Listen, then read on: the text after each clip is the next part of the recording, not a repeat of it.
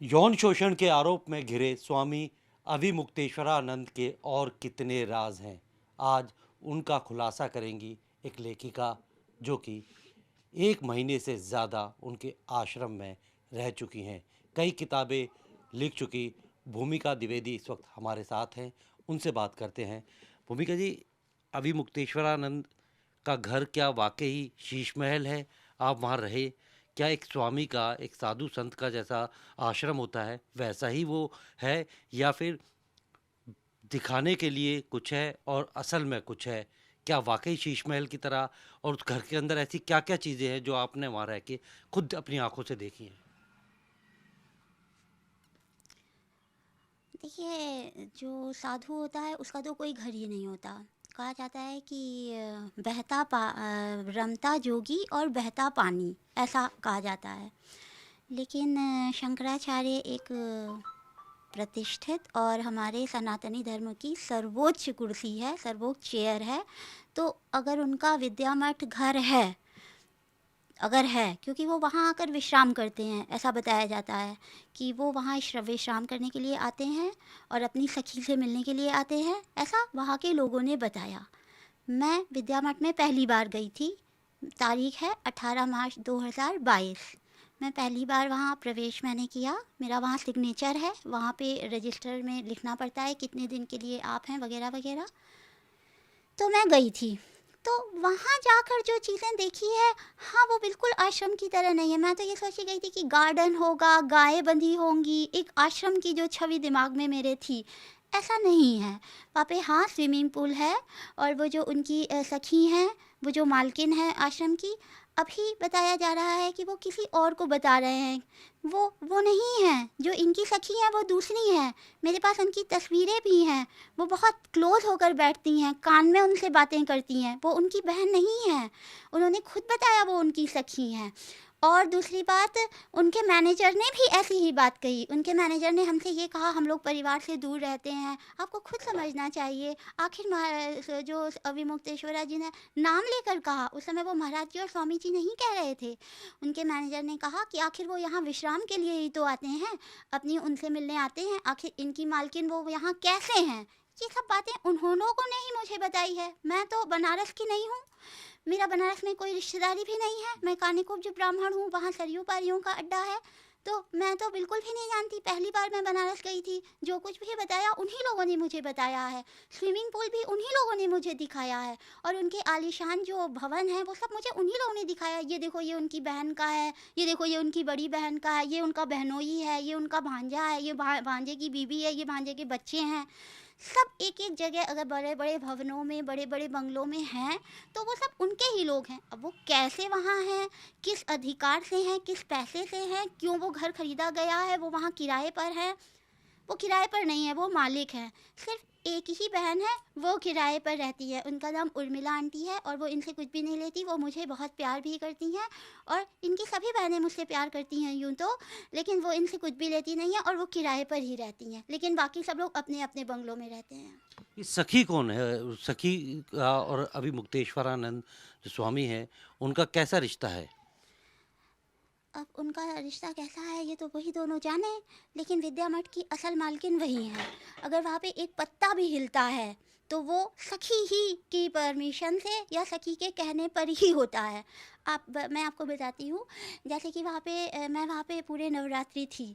तो जब नवरात्रि का प्रसाद होता है तो बहुत सारा नारियल चढ़ता है, बहुत नारियल हो जाता है, समझ लीजिए कई बोरे भर भर के वहाँ नारियल। तो वो लोग वहाँ पे नारियल की बर्फ़ी बनाते हैं। प्रसाद में एक एक बर्फ़ी मिलती है। अगर आपको दूसरी बर्फ़ी चाहिए तो she will allow, only you will get. अगर वो आपको अलाउ नहीं करेंगी तो आपको दूसरी बर्फ़ी भी नहीं मिलेगी। सोचिए, इतना पावर और इतना पत्ता भी ना हिलने वाला, लिटरली वहाँ पर उनका आधिपत्य है। अभी वो सामने आ ही नहीं रही है। मैंने तो अभी तक जब भी देखा तो दूसरी दूसरी आ रही हैं, उनकी गर्लफ्रेंड तो आ ही नहीं रही है। वो तो बेंगलोर से है। वो उसी बेंगलोर में है जहाँ मेरे महाराज जी नज़रबंद थे। मेरे महाराज जी स्वरूपानंद महाराज जी थे। जब स्वरूपानंद महाराज जी की तबीयत बहुत ज़्यादा ख़राब हो गई, तब हम लोगों को बहुत चिंता हुई। तब हम लोगों ने कहा कि उनको कैसे देखा जाए। तो यहाँ पे सहजानंद महाराज जी रहते हैं, वो उनके बहुत प्रिय शिष्य हैं। स्वरूपानंद महाराज जी के, जो मेरे ग्रैंडफादर के मित्र भी हैं, मुवक्किल भी हैं। केवल भक्त और स्वामी का संबंध नहीं है, they are friends, they are equally in age gaps. और दूसरी बात कि वो इनके मुवक्किल भी हैं। वो जो शारदा पीठ के शंकराचार्य बने थे, उसमें बाबा का बड़ा हाथ था। बाबा सीनियर एडवोकेट रहे थे। बाबा को तो जज की कुर्सी भी मिली थी। बाबा ने कहा मैं नौकरी नहीं करूँगा, स्वतंत्र वकालत करूँगा। तो बाबा ने बताया कि इनका सबसे प्रिय शिष्य तो सहजानंद है, ये उन्होंने बताया। तो सहजानंद जी तुरंत दौड़ के गए कि तबीयत इनकी ख़राब है, इनको जो है देखें एक बार, और अगर वो आखिरी सांस ले रहे हैं तो चरण रज ले आऊँ। मैंने कहा कि महाराज जी मुझे भी ले चलिए, हम भी दर्शन करेंगे, क्योंकि मैं उनकी ग्रैंड डॉटर जैसी हूँ। जब मेरे बाबा का कोई दोस्त है तो मेरा भी वो बाबा है, मेरा नाम ही उन्हीं ने रखा था। वो मुझे बहुत प्यार भी करते थे, और उनके कहने से ही मैं बनारस गई। मैं ये भी आपको बता दूँ, मेरा उनका वीडियो भी है। उनको मैंने दिखाया कि महाराज जी मैंने कश्मीर पर उपन्यास लिखा है 350 पन्ने का, देखें। उन्होंने पेज पलटे, उन्होंने कहा अरे लड़की तू कहाँ यहाँ कश्मीर और शिलोंग पर लिख रही है, शिलोंग पर भी मेरा नॉवेल है, तो प्रयाग और काशी पर लिख। तो मैंने कहा ठीक है अब मैं लिखूंगी। और ये एकदम संयोग की बात है कि उसके बाद महाराज जी के दर्शन ही नहीं हुए। अगली बार तबीयत ख़राब थी, वो इलाहाबाद भी नहीं आए। हम लोग कुंभ मेले में जाते हैं, हम लोग ओरिजिनली प्रयागराज के हैं। तो फिर मैंने सहजानंद जी से कहा कि महाराज जी ज़रा सा जाएं आप और देखें और मुझे भी ले चलें। कहते हैं तुम मत चलो, पहले मैं जाता हूँ, अगर उनकी बोलने की स्थिति होगी मैं तुम्हें कॉल करके बुला लूँगा, तुम आ जाना। मैंने कहा मैं फ़्लाइट से आ जाऊँगी, 3-4 घंटे की बात है। ये बात हुई। ऐसा नज़रबंद किया गया स्वरूपानंद महाराज जी को, सहजानंद कुडंट सी हिम, वो उन्हें देख ही नहीं सके। पैर छूना, बात करना, स्वास्थ्य का हाल लेना भूल जाइए। यही सखी उनकी वहाँ थी, फ्लैट में थे वो अस्पताल में भर्ती नहीं थे, वो एक फ्लैट में थे। आप सहजानंद महाराज जी से पूछिए कि वो किस फ्लैट में थे, कैसे नज़रबंद थे कि आप उनको देख भी नहीं तो सकते। ये सखी कौन, नाम क्या है सखी का, और क्या मालकिन इसी सखी को बोलते हैं हाँ, कि यही वो मालकिन है। और ये इतनी उनकी सीक्रेट है, वो इतनी उनकी हमराज है कि वो बेंगलोर से सब जानती है। उन्हीं क्या तो वो बेंगलोर में उसका फ्लैट था, मुझे ये नहीं पता, उसका असली नाम भी मुझे पता नहीं है। यहाँ कोई अम्बा कह के उसको पुकारते हैं ये, लेकिन अब यहाँ अम्बा में भी कन्फ्यूज़न क्रिएट करते हैं, यही लोग क्रिएट करते हैं, क्योंकि एक सगी बहन भी है उनकी, वो उसको लगा देंगे ये है शारदा अम्बा या जगदाम्बा, जबकि वो ये नहीं है, गर्लफ्रेंड अलग है। अरे भैया क्या आलीशान, मेरी ये लाइब्रेरी देख रहे हैं गरीब साहित्यकार की, उनकी आप देखिए जैसे किसी बिजनेसमैन की होती है ना, ये एलईडी, ये मोटी मोटी कालीनें, मतलब एकदम आलीशान। अगर वो शीश महल किसी ने उसे कहा है, मैं नहीं कह रही हूँ, अगर किसी ने कहा है तो वो गलत नहीं कहा है, और उसको वो कहते हैं वो हौदा है, again he is saying absolutely wrong. वो पूरा एक स्विमिंग पूल है, शानदार नीली फर्श है उसकी, वहाँ तक, यहाँ से लेके वहाँ तक, बहुत बढ़िया, हाईएस्ट फ्लोर पे है। अब उसको वो कभी चौथा फ्लोर कहते हैं, कभी तीसरा कहते हैं, कभी ग्राउंड गिनते हैं, दुनिया भर में घोटाले करते हैं। ये सब बेकार की बातें हैं। वो बिल्कुल स्विमिंग पूल है, वो बिल्कुल शानदार उनका रिहाइश है इनकी सखियों की, वहाँ पर सखी की इंडिविजुअली वन, जो कि सामने अभी तक आई ही नहीं है। उसने आपकी मुझे मुलाकात कभी हुई है इस सखी से? 100, मैं रही हूँ 100 बार हुई है। मुझे बहुत मुस्कुरा के बताती थी। मैंने कहा कि भाई देखिए, मैंने एकदम फ्लैट लैंग्वेज में कहा, मैंने कहा देखिए जब कोई पुरुष की कोई चीज़ होती है, चाहे वो भवन हो चाहे वो कुछ भी हो, तो या तो उसकी मालकिन उसकी महतारी होती है या मेहरारू होती है, तो आप इन दोनों में से कौन हैं? उनको बुरा लग गया। अब बुरा उन्हें लगा क्योंकि वो या तो लोकल लैंग्वेज समझ नहीं पा रही हैं, क्योंकि शी इज़ फ्रॉम बेंगलोर, है ना। फिर मैंने ऐसे इंग्लिश में ट्रांसलेट करके बताया, either she is his wife और द मदर, तो हु यू आर। उनको लग गया बुरा, ऐसे चश्मे से ऐसे करके टेढ़ी निगाह से देखती है। वो तो सामने आ ही नहीं रही हैं, वो सामने आए तो मैं बता दूँ हाँ जी यही वाली हैं। बाकी तो बहनों को मैं अच्छी तरह पहचानती हूँ। एक 4 बहनें हैं, उर्मिला आंटी के संग तो रोज़ 5 बजे हम लोग स्नान ही करने जाते थे, ठीक है।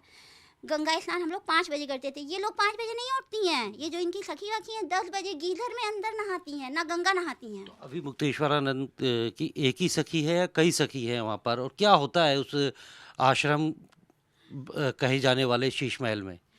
देखिए ऐसा है कि उनके कई जगह आश्रम हैं और कई जगह कई लोग हैं। मैं सबका ब्यौरा नहीं दे सकती। जिस जगह मैं रह के आई हूँ मैं सिर्फ उसके बारे में आपको बता सकती हूँ जो मैंने बताया अभी तक, ये है। और वहाँ पर किस तरीके की गतिविधि होती थी? आपने कभी सोचा था कि जहाँ आप जा रही हैं वहाँ रुकेंगी, लिखने के लिए, किताब लिखने के लिए पूरा एक एक्सपीरियंस लेंगी? और क्या बिल्कुल उसके उलट हो रहा था वहाँ पर कि क्या ऐसी चीज़ें थी जो आपने कभी सोचा भी नहीं था कि एक आश्रम में एक स्वामी जो है अभिमुक्तेश्वरानंद का जो आश्रम है, उसके अंदर जो आपने कल्पना की होगी, उसके विपरीत जो है चीज़ें हो रही हैं?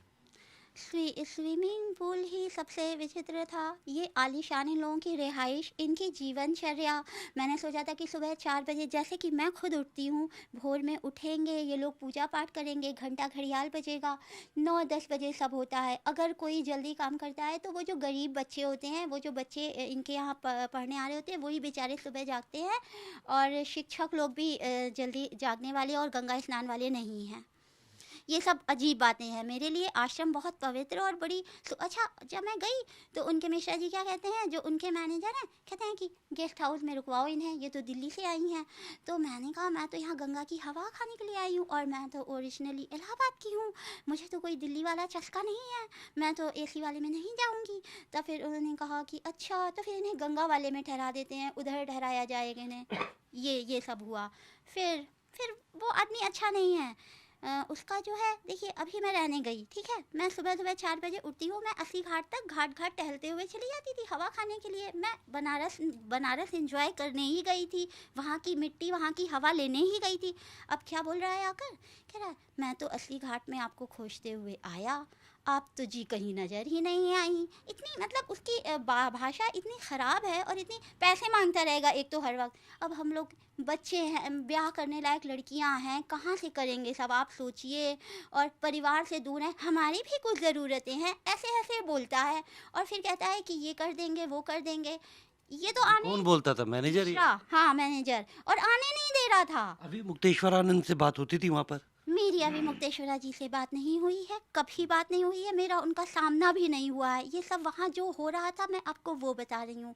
ऐसा होता है कई बार, चाहे किसी भी इंस्टीट्यूशन का सुप्रीम आदमी हो। मैंने अभी भी आपको ये कहा था, हो सकता है कि वहाँ जो कुछ हो रहा हो वो 100% उसे ना बताया जा रहा हो, वो अपने आप को सखी बता रही हैं, हो सकता है वहाँ ये बात ना हो सकता है मैनेजर इतना लालची है, ये बात अभिमुक्तेश्वरा जी को डायरेक्टली ना पता हो। ये संभावनाएं हैं, क्योंकि मेरी उस व्यक्ति से सीधी बातचीत कभी नहीं है, ये इन लोगों से है। जो यहाँ हो रहा है ये मैंने आपको मतलब बयान अभी मुक्तेश्वरानंद की एक पहचान, उनके बारे में और ये सारी बातें उनके मैनेजर ने, उनकी सखी ने आपको बताई है। आप हाँ, कभी डायरेक्ट जो है वो अभी मुक्तेश्वरानंद से नहीं मिले ताकि नेवर। आप उन्हें जज कर पाओ कि जो लोग ये कह रहे हैं वो सही है या गलत है। आप सिर्फ उनकी कही हुई बातों को ही सच मान के उनके प्रति एक अपना एक तो जो देखा धारणा है वो होती है। बता रही हूँ, जो सुना है, जो इन लोगों ने बताया वो ही मैं बता रही हूँ। जो वहाँ पे मैंने स्विमिंग पूल देखा है वो किसी ने बताया नहीं है, मैंने अपनी आँख से देखा है। जो इनका आलीशान रिहाइश है वो मैंने अपनी आँख से देखा है, वो मैंने बताया। अभी मुक्तेश्वरानंद से आई डिड नेवर मीट, कभी मेरी उनसे मुलाकात नहीं है। उनके गुरु से है, स्वरूपानंद महाराज जी से, क्योंकि उन्होंने तो नाम ही रखा है, वो तो बहुत प्यार करते तो थे। ये जो एक पॉस्को का केस भी उनके ऊपर हुआ है, जब आपको इस बात की जानकारी मिली होगी, तो आपको हैरानी हुई या आपको ये लगा कि हाँ, जिस तरीके का मेरा एक्सपीरियंस रहा है, मैंने वहाँ चीज़ें देखी हैं और उनके बारे में जाना है, तो ये केस कोई नया नहीं है, ऐसा होना ही था? देखिए, इस तरह का केस इनके ऊपर दायर ज़रूर हुआ है, लेकिन इस तरह की हरकतें हर आश्रम में कहीं ना कहीं सुनाई पड़ती है। अभी उसमें सत्यता कितनी है नहीं कह सकते। मेरे उपन्यास में जो ये लेटेस्ट है अखाड़ा, इसमें मैंने एक सेंटेंस लिखा है कि उसमें वो बहुत युवा और बड़ा सुंदर सा उनका छात्र है, वो कह रहा है पत्रकार लड़की से आकर, कह रहा है आपको मैडम भोजन आराम से मिल जाता है, हम लोग को भोजन तब मिलता है जब हम किसी का भोजन बनते हैं, है ना। तो इससे जाहिर होता है कि कुछ ना कुछ कहीं ना कहीं हो सकता है सत्यता हो। हालांकि अभी जांच होनी है, जो जांच में आएगा वो हम लोग को सबको पता चल जाएगा।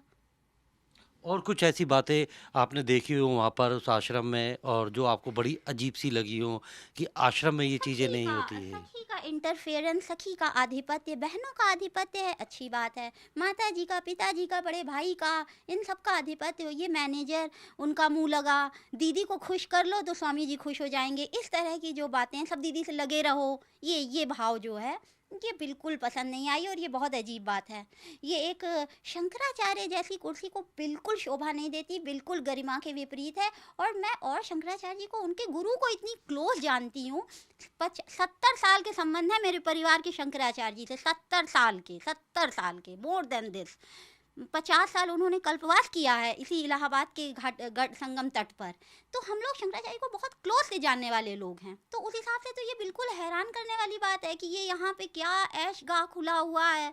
अब जो है क्योंकि इस पूरे घटनाक्रम के सामने आने के बाद कई सारे धर्मगुरु जो हैं और वो दो फाड़ हो चुके हैं। कुछ अभिमुक्तेश्वरानंद के समर्थन में हैं, तो कुछ उनके खिलाफ उन्होंने मोर्चा खोल दिया है और आरोप पे आरोप लगाए जा रहे हैं।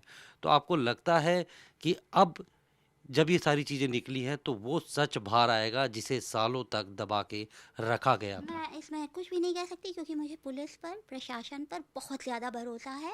वो बिल्कुल एकदम दूध का दूध और पानी का पानी कर देंगे। क्योंकि अभी ना ये बहुत अच्छी बात हुई है कि ये जो इस समय गवर्नमेंट है इसके खिलाफत में जा रहा है, तब तो और ट्रांसपेरेंट जांच होगी अब। अगर ये इनके फेवरेबल हो रहे होते, अभी समाजवादी की सरकार होती तो ये ट्रांसपेरेंट जांच ना होती। अभी ये लेकिन एक और बात देखिए, हम दिल्ली में रहते हैं, जब मौनी अमावस्या होती है हम लोग ना, या जो विदेश में लोग रहते हैं, तड़प जाते हैं कि एक डुबकी संगम में लगाया है। ये आदमी वहीं दर पर बैठा है और संगम नहाने नहीं गया क्योंकि हमको पालकी से नहीं ले जाया गया। ये कितनी हैरान करने वाली बात है। हम लोग तड़प तड़प के रह जाते हैं। यहाँ पे गंगा जल ऐसे ऐसे छिड़कते हैं कि यार हम लोग इस बार डूबे, हम कैसे कैसे वहाँ गए हैं। मेरी माँ का हाथ मुझसे बिछड़ गया था सैलाब भीड़ में। मैंने माँ को छोड़ दिया कि पहले नहा लें, लोकल है अम्मा, मिल जाएगी यहीं इलाहाबाद में, कहाँ खोएगी। मैं माँ को छोड़ के संगम नहाने गई। मेरा एक बार टिकट नहीं हुआ था, 50,000 रुपये मांग रहा था, कह रहा था एयर से कर दे रहा हूँ। मैंने कहा भैया एक स्नान के लिए 50,000 बहुत ज़्यादा है, मैं कुछ और करती हूँ। जो टीटी का डिब्बा होता है ना, एक टीटी का उसमें गार्ड का डिब्बा होता है, उसमें एक बक्सा होता है, उसमें जो किसी के पालतू जानवर होते हैं उसमें जाते हैं। मैं उस बक्से के ऊपर बैठ के मौनी अमावस्या स्नान करने गई हूँ। इतनी सनातनी होने के नाते इतनी तड़प होती है। मैं जेएनयू की पढ़ी लड़की हूँ और ये आदमी वहाँ बगल में बैठा है, 4 कदम जाके स्नान नहीं कर रहा है। क्या इससे बड़ी कोई हैरान करने वाली बात है? नो। तो ये है भूमिका द्विवेदी, जो कि एक जानी मानी लेखिका हैं, 25 किताबें लिख चुकी हैं और काफ़ी वक्त इन्होंने स्वामी अभिमुक्तेश्वरानंद के आश्रम में बिताया है और वहाँ की एक एक चीज़ को बारीकी से नोट किया है।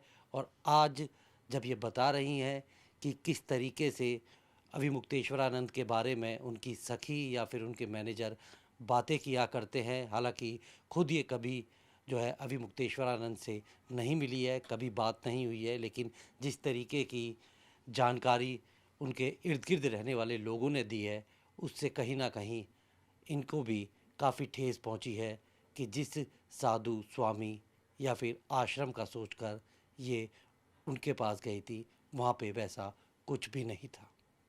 प्रमोद शर्मा, जी मीडिया, गाज़ियाबाद।